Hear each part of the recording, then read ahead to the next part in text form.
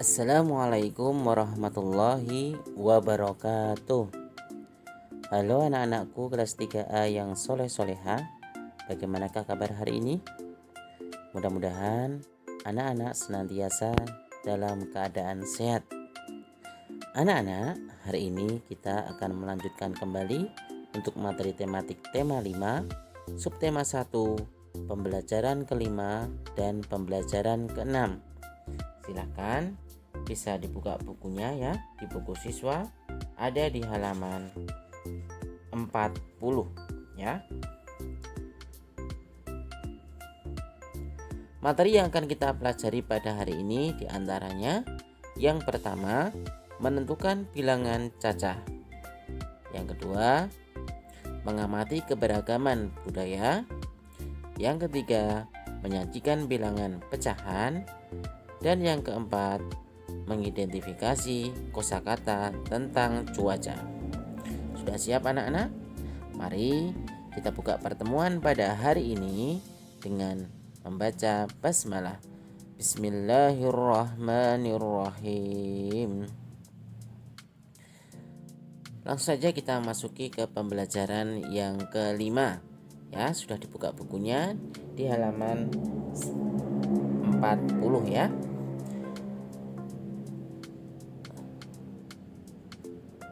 Menentukan bilangan pecahan.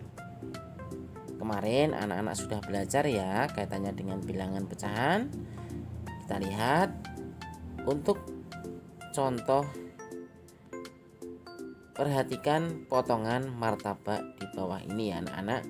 Nah, yang pertama kita lihat satu buah martabak dipotong menjadi 2 bagian. Jadi pecahannya kita tulis 1/2. Kemudian martabak kita potong menjadi 3 bagian. Nah, berarti penulisan pecahannya adalah 1/3. Kemudian martabak dipotong menjadi 4 bagian. Nah, berarti penulisan pecahannya adalah 1/4. Menurut kalian, mana yang lebih besar nilainya antara 1/2, 1/3, dan 1/4? Ya,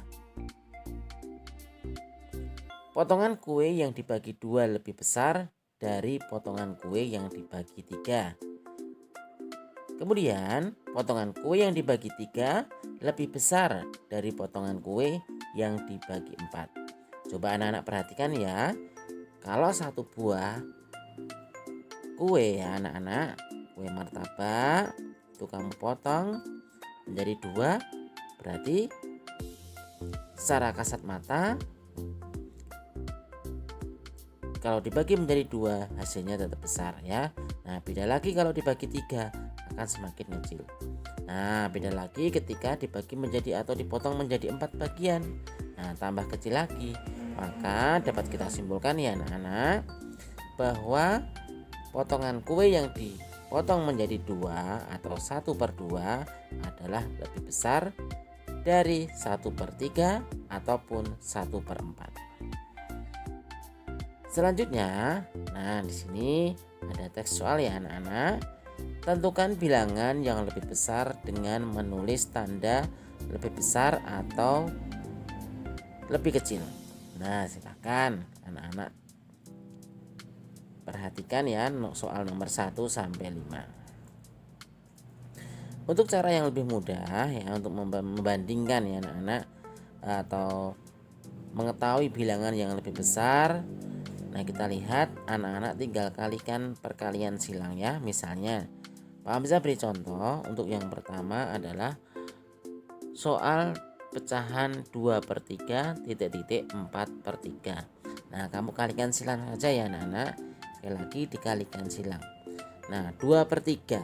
Nah, 3 ya penyebut dikali pembilang yang sebelah kanannya ya. Berarti 3 kali 4 berapa anak-anak? 3 kali 4 adalah 12. Berarti kamu tulis di atas angka 4 12. Kemudian yang kedua adalah 2 kali 3. Pembilang yang pertama dengan penyebut yang kedua. 2 kali 3 berapa anak-anak? hasilnya adalah 6. Ya, berarti 6 dan 12 lebih kecil atau lebih besar? 6 dan 12 berarti lebih kecil. 2/3 lebih kecil daripada 4/3. Nah, silahkan dilanjutkan ya anak-anak untuk soal nomor 2, 3, 4, dan 5. Selanjutnya kita melanjutkan untuk materi berikutnya.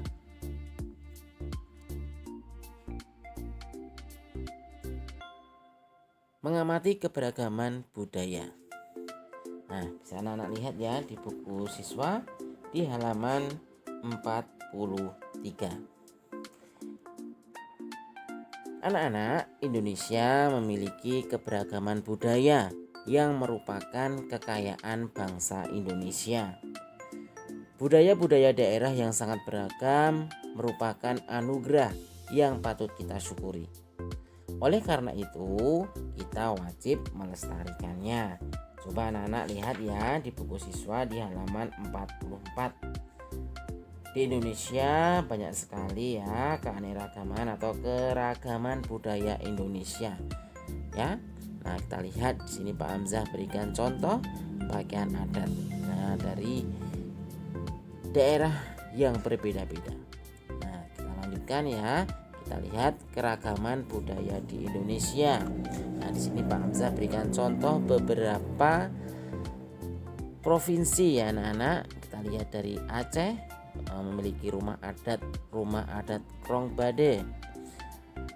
Pakaian adat tradisional Ule Balang.